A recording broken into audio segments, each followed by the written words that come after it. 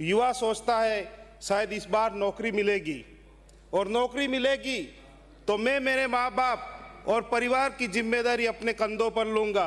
लेकिन बजट खत्म होता है और उम्मीद फिर टल जाती है। माननीय सभापति महोदय, हर बजट में शहरों के सपनों को पंख दिए जाते हैं, लेकिन आदिवासी अंचल के सपनों को सिर्फ तारीखें दी जाती है। अस्पताल अधूरे हैं, स्कूलों में शिक्षकों के पद रिक्त है, नरेगा का भुगतान लंबित है। हम बात करते हैं 125 दिन दिए नरेगा को, पर आदिवासी अंचलों में 70% जॉब कार्ड ऐसे हैं जिनको 50 दिन तक की मजदूरी नहीं दी जा रही है। भर्तियों में आरक्षण अधूरा, और फिर कहा जाता है कि प्रदेश आगे बढ़ रहा है। प्रदेश आगे बढ़ रहा है तो आदिवासी क्षेत्र पीछे क्यों छूट रहा है? उनका क्या कम योगदान था? क्या उनका अधिकार कम है? क्या उनकी आवाज कम सुनी जाती है? 5वीं अनुसूची कोई औपचारिक शब्द नहीं है।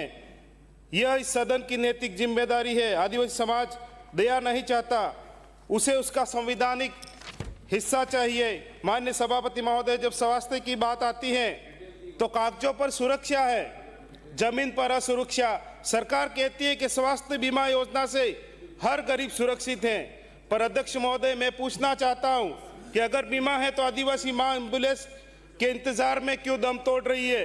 अगर योजना है तो दक्षिणी राजस्थान का मरीज गुजरात क्यों जा रहा है? अगर बजट है तो अस्पतालों में विशेषज्ञ डॉक्टर क्यों नहीं है? योजना का कार्ड जेब में है पर अस्पताल दूर है।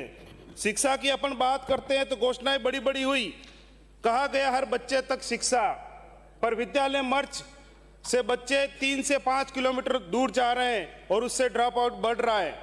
स्कूलों में शिक्षक नहीं है, छात्रावास सीमित है, प्रतियोगी परीक्षा की तैयारी के लिए कोई विशेष सहायता नहीं है। एक आदिवासी बेटी उच्च शिक्षा के लिए 30 से 25 किलोमीटर दूर जा रही है और जरूरत अनुसार छात्रावास नहीं, सुरक्षा नहीं है, वहां पर सुविधाएं भी नहीं, और फिर कहा जाता है हमने शिक्षा में क्रांति की है। क्रांति भाषण से नहीं, संसाधनों से होती है। माननीय सभापति महोदय, आदिवासी समाज की आत्मा जल जमीन जंगल में है, पर विकास परियोजना के नाम पर ग्राम सभा की आवाज अनसुनी, विस्थापन की पीड़ा अधूरी और मुआवजे की प्रक्रिया धीमी चल रही है।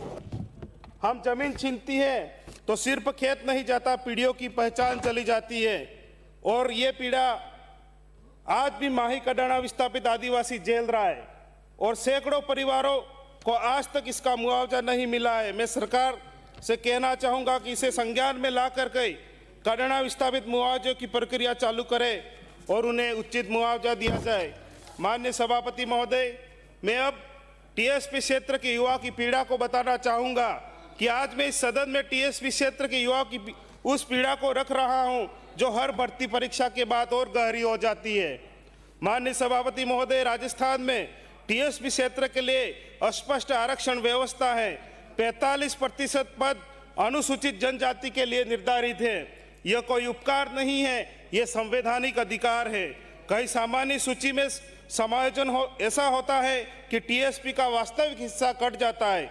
अध्यक्ष महोदय, गांव का युवा खेत और किताब के बीच में जूझ रहा है, शहर का युवा कोचिंग और किराए के कमरे में संघर्ष कर रहा है। पहाड़ों से पढ़कर आने वाला वह युवा संसाधनों की कमी से लड़कर परीक्षा पास करता है, लेकिन नियुक्ति सूची से उसका अधिकार खो जाता है। मैं पूछना चाहता हूं, यदि 45% आरक्षण तय है तो हर भर्ती में 45% पद स्पष्ट रूप से क्यों नहीं दिखते हैं? क्यों हर बार युवाओं के आरक्षण की गणना समझाने के लिए आंदोलन करना पड़ता है? मैं सरकार से मांग करता हूं कि जहां जहां आरक्षण की पालना नहीं की गई है वहां वहां समीक्षा लेकर के रिक्त पदों को भरा जाए। माननीय सभापति महोदय, मेरी सरकार से मांग रहेगी कि मैं चिखली में नवीन बालिका महाविद्यालय, अनपुरा में बालिका छात्रावास और बासिया में बालिका शिक्षा को बढ़ावा देने हेतु नवीन बालिका विद्यालय की स्वीकृति प्रदान करें। साथ ही सिमलवाड़ा, चिखली एवं अन्य महाविद्यालयों में रिक्त प्राध्यापकों के पद भरे जाए तथा आवश्यक चिखली में खेल स्टेडियम की घोषणा की जाए।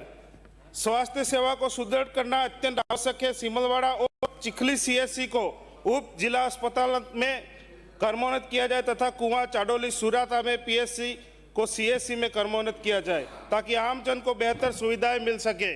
माननीय सभापति महोदय, क्षेत्र में सड़क, पेयजल और पुल निर्माण के लंबित कार्यों को प्राथमिकता दी जाए और साथ ही कोचरी में बाणासिमल गुजरात सीमा तक आवागमन को सुगम बनाने हेतु बड़ी पुलिया निर्माण की स्वीकृति दी जाए। गजपुर नहर का जीर्णोद्धार का बजट जारी करे, चिखली में कनिष्ठ अभियंता कार्यालय उपलब्ध करावे और साथ ही बेकानाका बांध के लिए अलग बजट जारी करे। आदिवासी क्षेत्र केवल घोषणाएं नहीं, ठोस क्रियान्वयन चाहता है। यदि सरकार वास्तव में संतुलन और समावेशी विकास की पक्षधर है तो इन मांगों को बजट में प्राथमिकता के साथ शामिल कर धरातल पर उठाए।